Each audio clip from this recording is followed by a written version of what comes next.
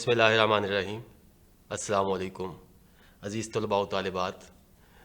آج مولانا روم پر B S کے سلسلے میں مولانا روم کی شاعری پر پروگرام کے ساتھ میں ہوں منیر فیاض۔ یہ پروگرام 9023 کورس کوڈ سے متعلق ہے،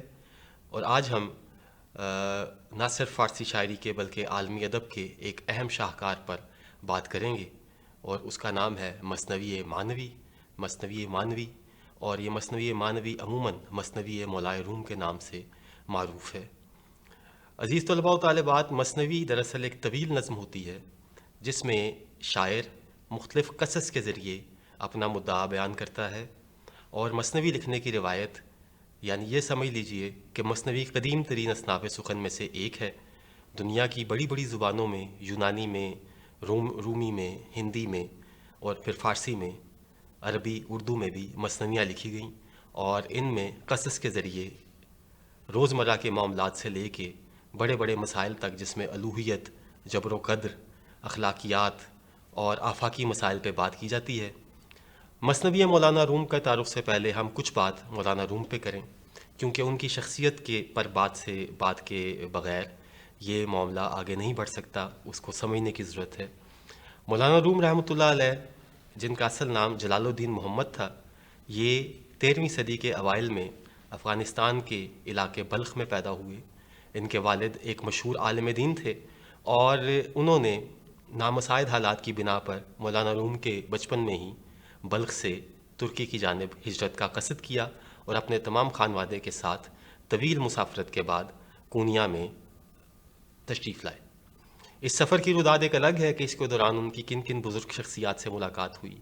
مگر جب یہ آئے تو ان کو کونیا میں ہاتھوں ہاتھ لیا گیا، اور ان کی بہت تکریم کی گئی، اور ان کے زیر تربیت مولانا روم نے بچپن میں ہی فقہ کے، حدیث کے، قرآن کے دروس گھر میں ہی حاصل کیے۔ مولانا روم رحمۃ اللہ علیہ میں بچپن سے ہی وحدانیت کا، روحانیت کا شوق بہت زیادہ تھا۔ ایک روایت یہ کہتی ہے کہ اپنے عصر کے بہت ہی ممتاز عالم اور ایک اور بہت بڑے شاعر، جن کی کتاب، جن کے علوم تصوف کے جو سرچشمہ ہے اس کا ماخذ ہیں، میری مراد حضرت فرید الدین عطار رحمۃ اللہ علیہ سے ہے۔ جلال الدین محمد بلخی کے والد، کہا جاتا ہے کہ وہ فرید الدین عطار رحمۃ اللہ علیہ سے ملاقات کے لیے تشریف لے گئے، اور 9 سال جلال الدین محمد رومی کی عمر اس وقت 9 سال تھی، اور جب یہ وہاں گئے ملاقات کے لیے تو تذکروں میں لکھا ہے کہ انہوں نے نہ صرف ان کو اپنی شعراء آفاق کتاب الہی نامے کا ہدیہ دیا، یعنی فرید الدین عطار رحمۃ اللہ علیہ نے جو کتاب کا مثنوی الہی نامہ کا ہدیہ مولانا روم رحمۃ اللہ علیہ کو دیا جب وہ 9 سال کے تھے، یعنی وہ ان کے اندر وہ جوہر دیکھ چکے تھے۔ کہتے ہیں کہ جب عطار کے حجرے سے یہ باپ اور بیٹا نکل رہے تھے، اور بپاس ادب رومی اپنے والد کے پیچھے پیچھے سر جھکائے چل رہے تھے، تو عطار نے ان کو نکلتے ہوئے دیکھا اور کہا کہ یہ کیا عجیب منظر ہے کہ دریا آگے آگے جا رہا ہے اور سمندر اس کے پیچھے پیچھے ہے۔ یعنی عطار کی باطن شناس نظر نے مولانا روم کے اندر 9 سال کی عمر میں ہی وہ بڑا فقیہ، وہ بڑا آدمی دیکھ لیا تھا۔ مولانا روم رحمۃ اللہ علیہ کی زندگی کا واقعہ بہت ہی دلچسپ ہے۔ ان کی زندگی میں پے در پے ایسے واقعات ہوئے جنہوں نے ان کی شاعری کو تحریک دی، اور مثنوی بھی ایک ایسی ہی تحریک کا نتیجہ ہے۔ کہا جاتا ہے کہ 37 سال کی عمر تک مولانا روم اپنے عہد کے، ترکی کے ایک اہم ترین فقیہ تھے، اور ایک طرح سے یہ فقیہ اعظم کے رتبے پر فائز تھے۔ لوگ ان سے مسائل پوچھتے تھے، ان سے سوال کرتے تھے، اور لیکن اس سب کے باوجود، علم عقلی، علم شرعی حاصل کرنے کے باوجود، وہ جو ایک پیاس ان کے اندر تھی حقیقت کی، معرفت شناسی کی، اس کا مداوع نہیں ہوتا تھا، وہ نہیں بجھتی تھی۔ ان کو علم تھا کہ یہ جو علم ظاہری ہے یہ ناکافی ہے، اور حقیقت مطلقہ تک رسائی کے لیے، حقیقت کے آراف کے لیے، معرفت کے لیے، آپ کے اندر دل میں عشق کی آگ بھی ہونی چاہیے، اور یہ ہمہ وقت اس عشق کی آگ میں، اس عشق کی آگ کی طلب میں بےتاب رہتے تھے۔ کہا جاتا ہے کہ اسی دوران ایک مجذوب کا، ایک فقیر کا کونیا میں آنا ہوا، جن کا نام شمس تبریز ہے، یہ دمشق سے آئے تھے، اور تذکرے یہ بتاتے ہیں کہ ان کو دمشق میں اشارت ہوئی تھی کہ کونیا جایا جائے، کونیا پہنچا جائے، اور وہاں ایک بندہ ہے جس کو ان کی ضرورت ہے، اس کی تربیت میں صرف کیا جائے اپنے آپ کو۔ کہتے ہیں کہ ایک دن جمعے کے خطبے میں، جو کونیا کی مرکزی جامع مسجد میں مولانا جلال الدین محمد رومی رحمۃ اللہ علیہ جمعہ پڑھاتے تھے اور وہاں پہ خطبہ عنایت کرتے تھے، تو جمعے کے خطبے کے بعد ایک مختصر سے جلوس کے ساتھ یہ گزرتے ہوئے اپنے گھر کو واپس آ رہے تھے کہ رستے میں وہ مجذوب بیٹھا تھا۔ کہتے ہیں کہ وہ مجذوب ان کے گھوڑے کے سامنے آ گیا اور اس نے سوال کیا بغیر کسی تمہید کے کہ علم کیا ہے، علم چیست؟ مولانا نے اس پہ جواب دیے کہ علم یہ ہے، علم وہ ہے، جو ان کے ظاہری حوالے سے جتنے جواب بن پاتے تھے انہوں نے دیے بڑے تحمل سے۔ تو اس کے جواب میں فرید الدین عطار نے انکار میں سر ہلایا، نفی میں سر ہلایا، اور سر ہلاتے ہوئے کہا، فرید الدین عطار رحمۃ اللہ علیہ کا شعر پڑھا۔ فرماتے ہیں کہ علم کست ہو تھرا نہ بستاند، علم کست ہو تھرا نہ بستاند، جہل زان علم بہ شود بسیار۔ وہ علم جو تجھے تجھ سے آزاد نہیں کرتا، جو تجھ سے کھولتا نہیں ہے، اس علم سے جہالت بدر جہاں بہتر ہے۔ کہا جاتا ہے کہ اس کے بعد مولانا روم کے دل میں ایک ایسا سلسلہ پیدا ہو گیا اور وہ شمس تبریز کی رفاقت میں رہنے لگے۔ انہوں نے ظاہری علوم کو چھوڑ دیا اور اس نظری علم کی طرف رجوع کیا، اور اس کے بعد 2 سے 3 سال کا عرصہ شمس تبریز کی رفاقت میں گزرا، اور اسی دوران شمس تبریز ان کو چھوڑ کر چلے گئے۔ ان کے گھر والوں کو، خاص طور پہ ان کے جو بیٹا تھا سلطان ولد، اس کو ان کی رفاقت پہ اعتراض تھا، کیونکہ مولانا روم نے بہت عرصہ تمام زندگی متشرع گزاری تھی، لیکن اس کے بعد جب ان پہ جذب طاری ہوتا تھا، جب ان پہ حال آتا تھا، تو وہ شرع کی قیود سے نکل جاتے تھے، اور یہ بات ان کے مریدین کو، ان کے معتقدین کو اور ان کے خانوادے کو برداشت نہیں تھی۔ وہ یہ سمجھتے تھے کہ یہ جنون ہے اور اس کا موجب شمس کی رفاقت ہے۔ تو شمس ان باتوں پہ آزردہ ہوئے اور وہاں سے چلے گئے، دمشق واپس چلے گئے، اور ان کی رفاقت میں جو کئی سال، کہا جاتا ہے کہ کئی ماہ روم پر دقت طاری رہی، اور انہوں نے یعنی ان کا حال یہ ہوتا تھا کہ نماز روزے کا بھی ہوش نہیں ہوتا تھا، اور گھر سے باہر وہ مجذوب بن کے، قلندر بن کے گلیوں میں گھومتے رہتے تھے۔ اس دوران کہا جاتا ہے کہ جب وہ نماز کے لیے کھڑے ہوتے تھے تو ایسا ہوتا تھا کہ بعض اوقات صرف قیام ہی قیام ہوتا تھا، بعض اوقات صرف رکوع ہی رکوع ہوتا تھا، اور بعض اوقات صرف سجود ہی سجود ہوتا تھا، اگلے رکن کا اندازہ نہیں ہوتا تھا۔ اور اسی فکر کو انہوں نے بعد میں دیوان شمس کی غزل میں بیان کرتے ہیں۔ وہ کہتے ہیں، بخدا خبر نہ دارم، بخدا خبر نہ دارم، چو نماز می گزارم، کہ تمام شد رکوعے، کہ امام شد فلانے۔ بخدا مجھے خبر نہیں ہوتی جب میں نماز پڑھتا ہوں کہ کب رکوع تمام ہوا اور کب کون امام ہوا۔ تو یہ فارسی ادب کا ایک شاہکار دیوان شمس، یہ مولانا کے انہی دنوں کی یادگار ہے۔ کہتے ہیں کہ وہاں پہ شمس کی جب یہ شمس کے فراق میں تھے، تو اسی دوران ایک دن کونیا کی ایک گلی سے، بازار سے یہ گزر رہے تھے، تو انہیں کسی دکان سے ٹھک ٹھک ٹھک کی آواز آئی۔ اس زمانے میں عزیز طلباء، چاندی کے اور سونے کے ورق بنانے کے لیے ان کو کوٹا جاتا تھا، اور یہ ایک بڑی صنعت تھی۔ تو یہ جو اس دکان کے سامنے کھڑے ہو کے اس ٹھک ٹھک کی آواز پہ اپنے کو آپ کو فریکوینٹ کر لیا، انہوں نے اس فریکوینسی پہ آئے اور اس پہ رقص کرنا شروع ہو گئے، تھرکنا شروع ہو گئے۔ وہ اتنے مگن تھے کہ بازار میں ارد گرد ان کے گرد ایک جمگھٹا لگ گیا لوگوں کا ان کو دیکھنے کے لیے، اور وہ جو دکان کے مالک تھے جن کا نام صلاح الدین زرکوب تھا، زرکوب ان کی اس کو زر کو کوٹنے کی وجہ سے، کوبیدن فارسی مصدر ہے جس کا مضارع اخباری کوب ہے، زرکوب کا مطلب ہے زر کو، سونے کو کوٹنے والا۔ تو وہ صلاح الدین زرکوب بھی یہ آواز سن کے اپنی دکان سے باہر نکلے، اور وہ بھی جب انہوں نے دیکھا تو وہ اس فریکوینسی پہ، وہ کچھ ایسی فریکوینسی تھی کہ وہ بھی ان کے ساتھ محو رقص ہو گئے۔ کہتے ہیں کہ وہ دونوں اتنی دیر وہاں رقص کرتے رہے کہ بالآخر وہ بے ہوش ہو کے، نڈھال ہو کے گر پڑے۔ یہاں سے مولانا روم کا جو سفر ہوتا ہے وہ صلاح الدین زرکوب کے ساتھ شروع ہوتا ہے، اور صلاح الدین زرکوب کی رفاقت میں انہوں نے دیوان شمس کو تخلیق کیا، یعنی یہ وہ غزلوں کا دیوان ہے جس میں کوئی 2800 کے قریب غزلیات ہیں، اور کہا جاتا ہے بعض اوقات کہ 1,24,000 کے قریب اشعار ہیں۔ دیوان شمس کے نام سے جانتے ہیں۔ اس کے ہر مقطعے میں آپ کو پتہ ہے کہ غزل کے مقطعے میں شاعر عموماً اپنا تخلص استعمال کرتا ہے، لیکن مولانا روم نے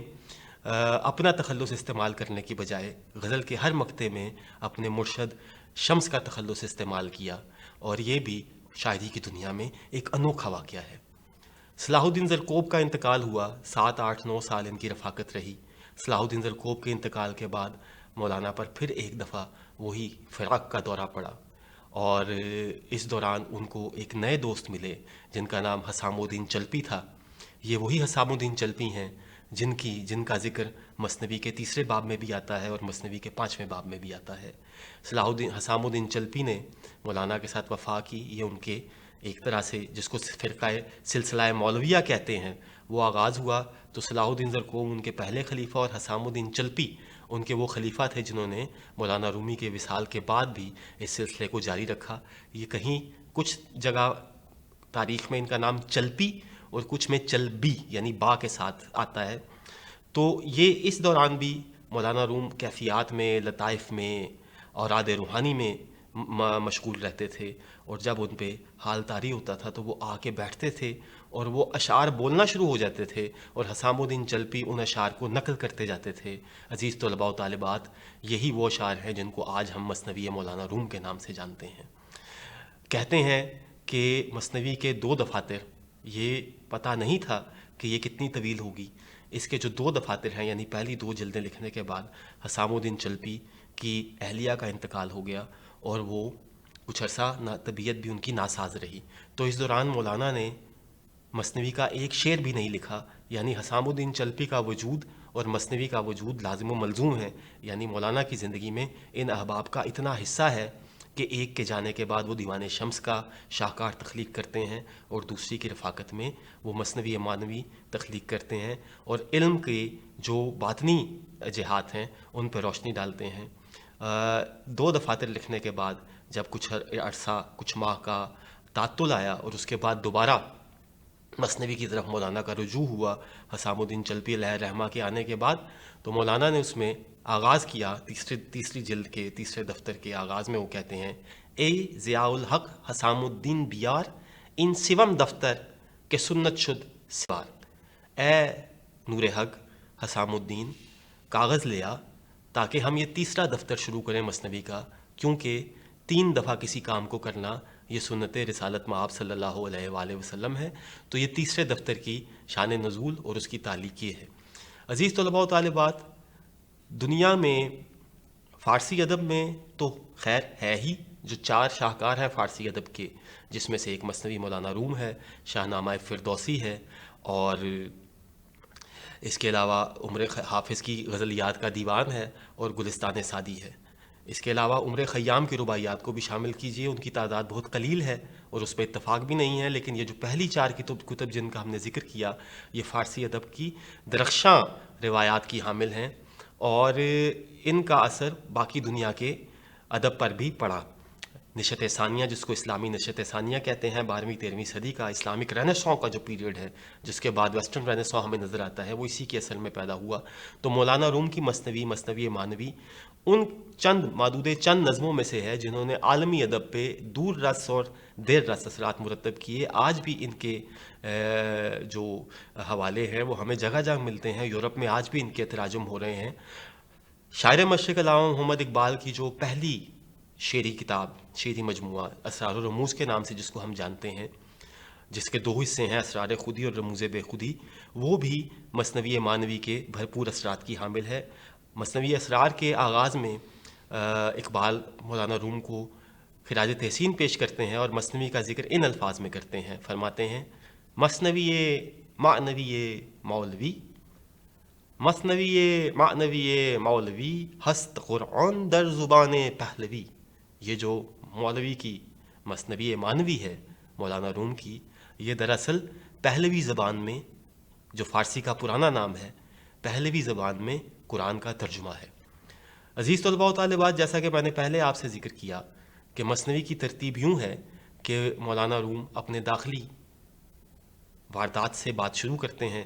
آغاز کرتے ہیں، اور پھر اس کو مختلف حکایات کی شکل میں جو بڑے مسائل ہیں، بڑے سوالات ہیں، وہ ہمیں پیش کرتے ہیں۔ اگر غور کیا جائے تو قرآن بھی، خدا کا جو طرز کلام ہے وہ بھی یہی ہے۔ تمام صورتوں میں، قرآن کی جتنی بھی سور ہیں ان میں آپ کو اگلی قوموں کے واقعات ملیں گے، ان میں انبیاء کے واقعات ملیں گے، ان میں ان قوموں کے واقعات ملیں گے جنہوں نے نافرمانی کی، ان کے بھی ملیں گے جنہوں نے بات مانی۔ تو یہ جو فارمولا ہے جو مثنوی شریف کا، یہ قرآنی فارمولا ہی ہے، یعنی اسی کے تحت، اسی ترتیب پہ مثنوی کے اشعار بنائے۔ مثنوی کے کل اشعار کی تعداد کہتے ہیں کہ 26,660 ہے۔ مثنوی کے اولاً 5 دفاتر مولانا نے تحریر کیے، تخلیق کیے، اور ان کے بعد حسام الدین چلپی کا بھی انتقال ہو گیا، نہیں، حسام الدین چلپی کا بھی انتقال ہو گیا، تو مثنوی کی تخلیق رک گئی، اور انہوں نے اس کو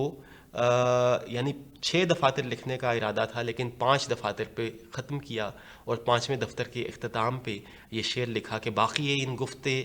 آیت بی زبان، در دل ہر کس کے دارد نور جان۔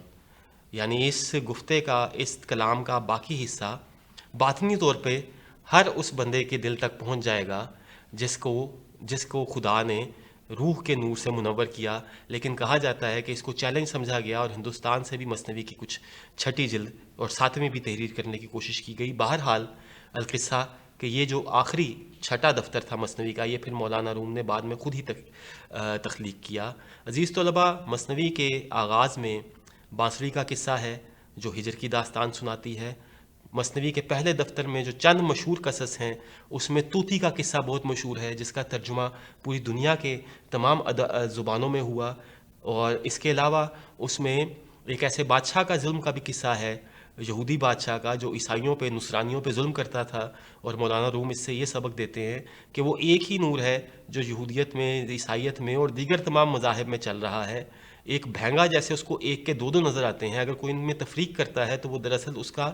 اس کا معاملہ اس احول کی طرح، اس بھینگے کی طرح ہے جو حقیقت کو دیکھ نہیں سکتا، جو مظاہر میں الجھ کے تفریق پیدا کرتا ہے۔ اس طرح کے سیرت سے بھی بہت سارے واقعات اور حدیث سے واقعات ہیں جو ہمیں مثنوی کے پہلے دفتر میں ملتے ہیں، اور ان کی تفسیر ہے، ان کی تعبیر ہے۔ امید کرتا ہوں کہ آپ یہ پروگرام دیکھیں گے، اور اس کو سننے کے بعد آپ مثنوی شریف کا مطالعہ کریں گے، اور اس میں سے ان حکایات کے ذریعے اپنی زندگی میں بہتری لانے کی کوشش کریں گے۔ مثنوی کے تلخیص بھی چھپ چکی، ان حکایات کا نثری ترجمہ اردو اور انگریزی میں بھی چھپ چکا۔ اگر آپ پڑھنا چاہتے ہیں تو یہ کئی زبانوں میں اس کی تلخیص، اس کے تراجم موجود ہیں۔ آج کے مثنوی اول کے پروگرام کے ساتھ میں منیر فیاض آپ سے اجازت چاہتا ہوں، اور امید کرتا ہوں کہ آپ ہمارے ان مشاہیر کو پڑھیں گے اور اپنی روایات کے ساتھ، اپنے ادب کے ساتھ متصل رہیں گے، منسلک رہیں گے، اور اس کا فیض اپنے تک اور اپنے ارد گرد کے لوگوں تک پہنچائیں گے۔ بہت شکریہ۔ السلام علیکم۔